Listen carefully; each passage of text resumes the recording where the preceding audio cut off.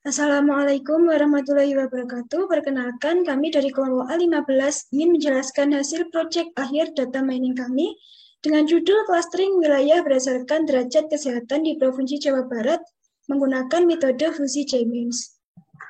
Nah, untuk anggota kelompoknya ada saya Anggi Putri Pamungkas dengan NIM 2024 10 10 11 10. Kemudian ada saya Iqbal Ali Basair dengan NIM 2024 10 10 11 0.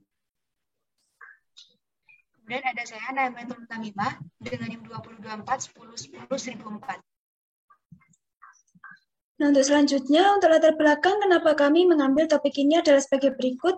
Nah, seperti yang telah tertera pada slide, berdasarkan uraian tersebut, penelitian ini lebih difokuskan kepada pengelompokan derajat kesehatan dari setiap wilayah di Provinsi Jawa Barat dengan judul clustering wilayah berdasarkan derajat kesehatan di Provinsi Jawa Barat menggunakan metode fusi J-Means. Nah, untuk urusan masalahnya yaitu bagaimana cara menentukan derajat kesehatan suatu daerah di Provinsi Jawa Barat menggunakan metode fusi J-Means dengan batasan masalah. Yang pertama yaitu variabel yang digunakan pada penelitian ini meliputi IMR, keluhan kesehatan, penduduk miskin, timbunan sampah, gizi balita kurang, dan tenaga kesehatan. Yang kedua, penelitian ini menggunakan dataset indikator kesehatan Provinsi Jawa Barat pada tahun 2019. Selanjutnya adalah tujuan penelitian, di mana tujuan penelitian ini adalah untuk mengelompokkan tiap kota atau wilayah menjadi beberapa kelompok berdasarkan derajat kesehatan di wilayah Provinsi Jawa Barat. Next. Untuk manfaat penelitian, yaitu yang pertama bagi penulis, yaitu sebagai sarana untuk menambah pengetahuan dan wawasan mengenai penerapan fusi J-Means. Kemudian untuk bagi pengguna, dapat memberikan informasi tentang keadaan derajat kesehatan menurut kota kabupaten di Provinsi Jawa Barat. Selanjutnya bagi akademik yaitu dapat bermanfaat sebagai bahan referensi yang dapat digunakan untuk perbandingan atau acuan. Next.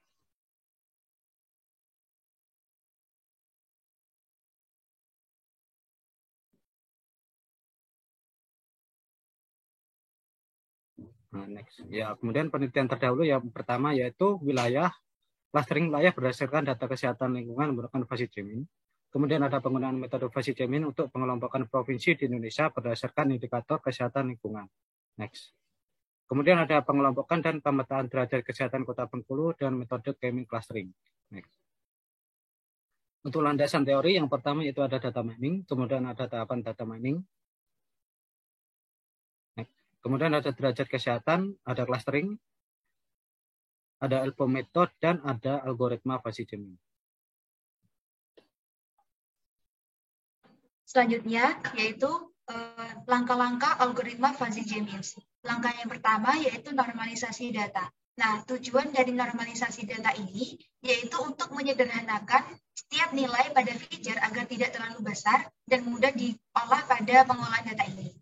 Nah, pada normalisasi data ini kami menggunakan min-max method, di mana nilai pada sebuah fitur dikurangi dengan nilai minimum fitur tersebut, kemudian dibagi dengan nilai maksimum dikurangi nilai minimum pada fitur tersebut. Selanjutnya yaitu inisialisasi parameter. Nah, yang pertama yaitu menentukan jumlah cluster. Nah, penentuan jumlah cluster di sini harus lebih besar sama dengan 2. Selanjutnya yaitu pangkat bobot. Pangkat bobot di sini harus lebih besar sama dengan 1. Nah, untuk pangkat bobot ini, menurut Clewon dan Keller, pangkat bobot yang paling sering digunakan yaitu 2.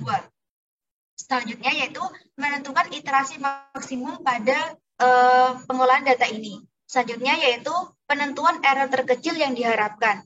Nah, semakin kecil error terkecil yang diharapkan, maka akan semakin akurat data tersebut. Selanjutnya yaitu fungsi objektif awal itu sama dengan 0. Selanjutnya iterasi awal itu sama dengan 1. Next. Selanjutnya yaitu membangkitkan derajat keanggotaan secara acak. Nah, derajat keanggotaan ini dinotasikan dengan mu. Nah, derajat keanggotaan ini tidak boleh bernilai 0 atau lebih dari 1. Nah, jumlah derajat keanggotaan mu ini harus bernilai sama dengan 1. Selanjutnya yaitu penghitungan pusat klaster. Nah, perhitungan pusat klaster di sini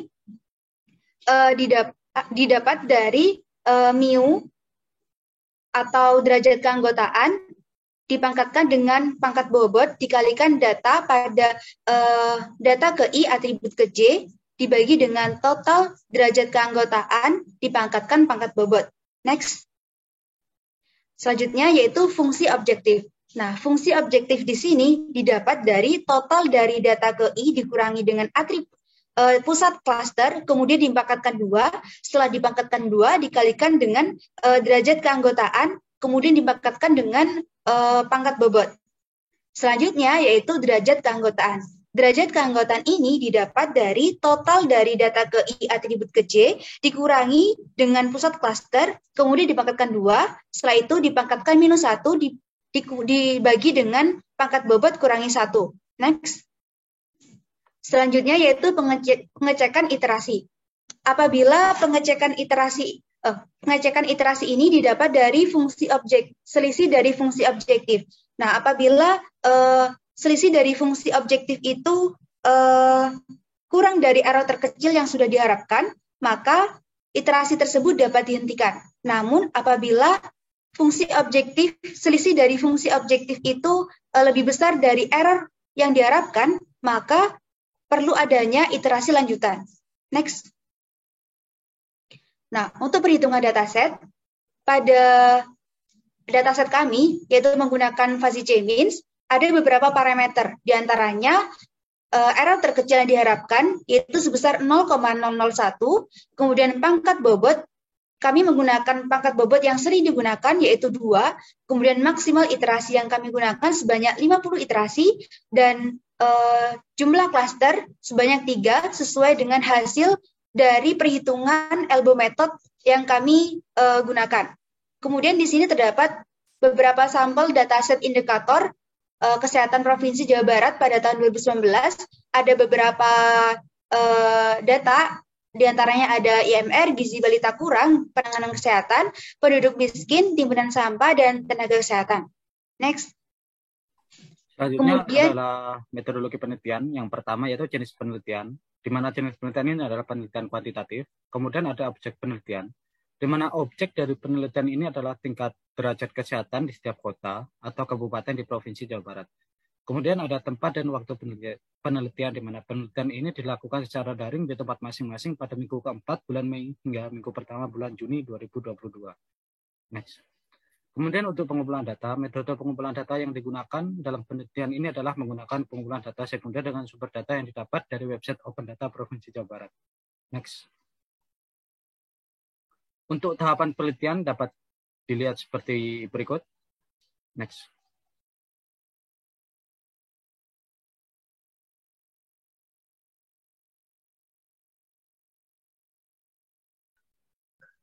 Selanjutnya adalah penentuan klaster. Nah, untuk penentuan klaster pada dataset kami ini, kami menggunakan metode elbow method. Nah, dari grafik ini bisa dilihat dari klaster mana yang membentuk sudut atau nilainya yang mengalami penurunan paling besar, maka nilai tersebutlah yang akan dipakai dalam clustering kami. Nah, di sini nilai klaster K2 ke K3, kemudian K3 ke K4, terlihat penurunan drastis membentuk siku pada titik K3. Nah, maka nilai klaster K yang ideal adalah K3. Kemudian hasil dari nilai K selanjutnya akan turun secara perlahan hingga hasil dari nilai K tersebut stabil.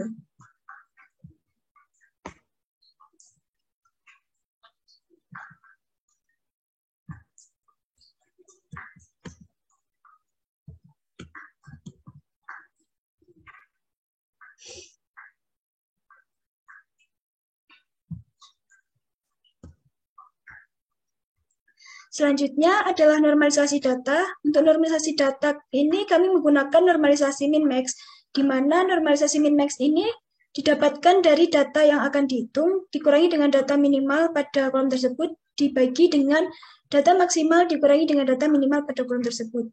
Nah, selanjutnya adalah inisialisasi parameter. Untuk inisialisasi parameter yang kami gunakan adalah sebagai berikut.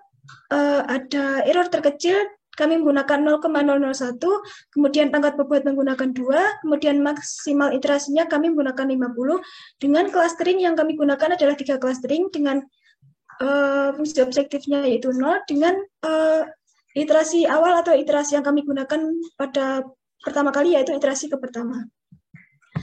Selanjutnya adalah membangkitkan derajat keanggotaan secara acak. Nah, untuk maksudnya dari membangkitkan derajat keanggotaan secara acak di sini yaitu membuat nilai random untuk derajat keanggotaan dengan jumlah nilai pada setiap baris dari semua kolom atau klaster itu harus sama dengan 1. Nah, derajat keanggotaan ini tidak boleh bernilai 0. Selanjutnya adalah perhitungan pusat klaster. Pertama yaitu menghitung mu kuadrat. Untuk rumusnya ya adalah nilai derajat keanggotaan tadi dipangkatkan dengan nilai pangkat bobot yang sudah ditentukan yaitu 2. Selanjutnya menghitung total mu kuadrat dari setiap kolomnya.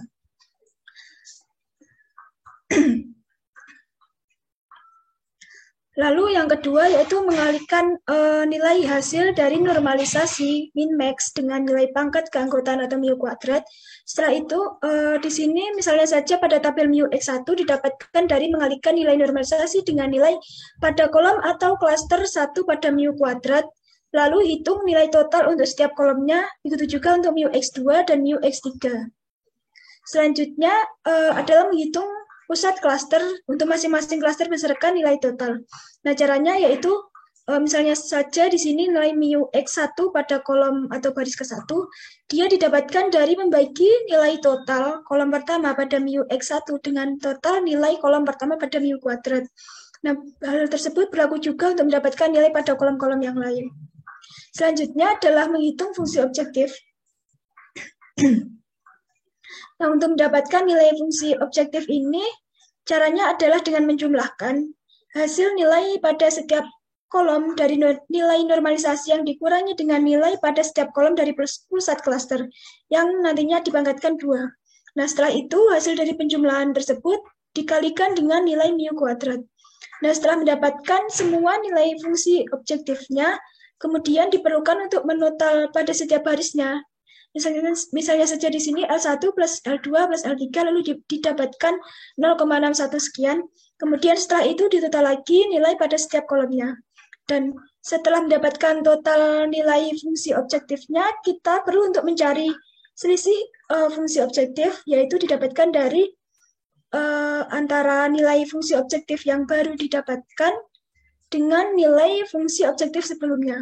Nah, jika hasilnya itu lebih dari error terkecil, maka iterasi dilanjutkan. Nah, jika sama atau lebih kecil dari error terkecil, maka iterasi itu bisa dihentikan.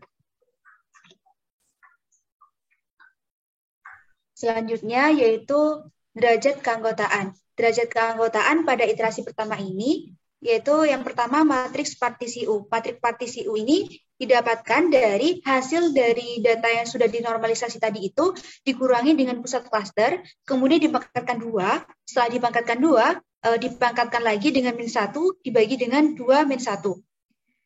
Didapat L1 sebesar 0,575095, L2 0,702077, L3 0,530031 dan seterusnya. Selanjutnya yaitu derajat keanggotaan.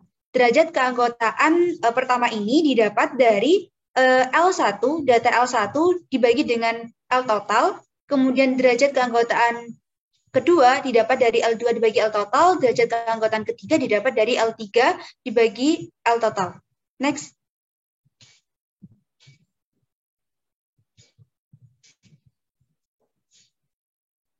Selanjutnya yaitu pengecekan iterasi. Nah, pengecekan iterasi ini pada iterasi pertama didapat fungsi objektif sebesar 3,775675, di mana ini masih lebih besar dari error terkecil yang diharapkan, yaitu 0,001. Maka perlu adanya iterasi lanjutan.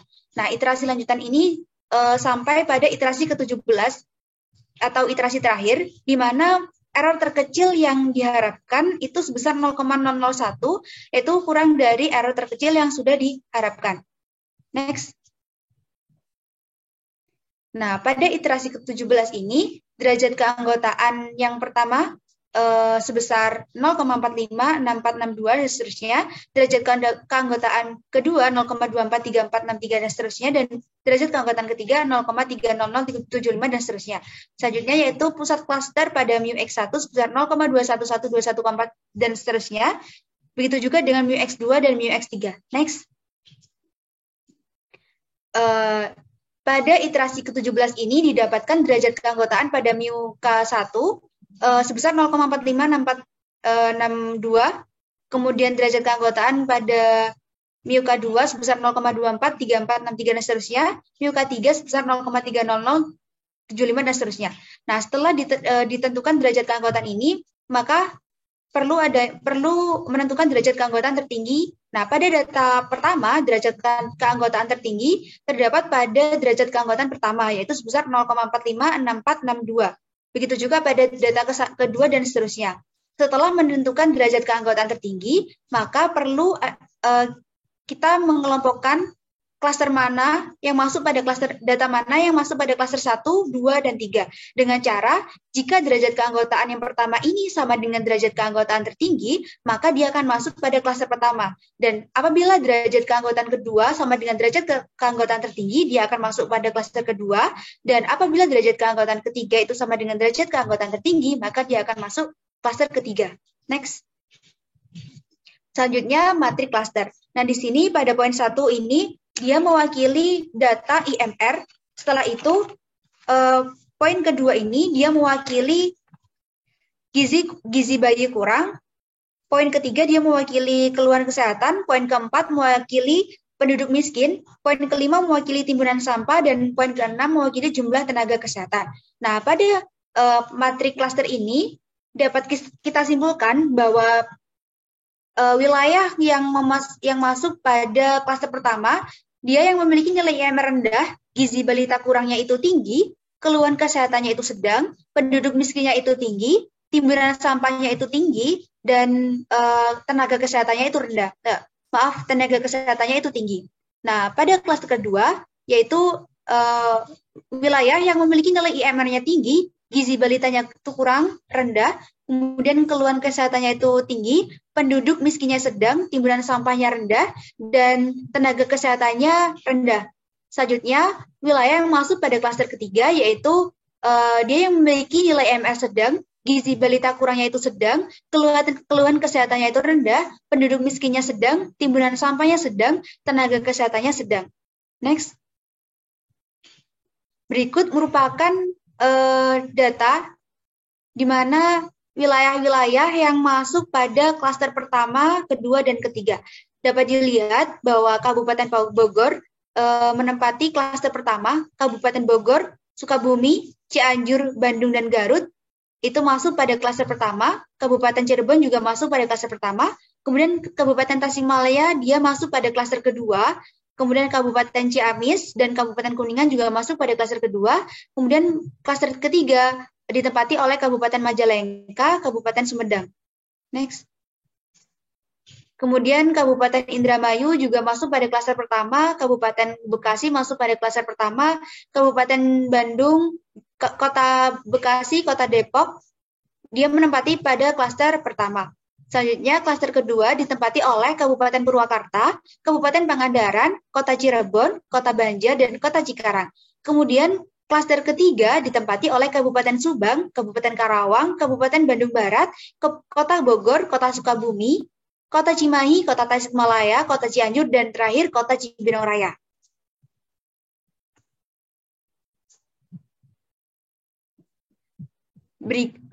Mungkin itu saja presentasi dari kami. Apabila ada salah kata dan kekurangannya, kami mohon maaf. Wassalamualaikum warahmatullahi wabarakatuh.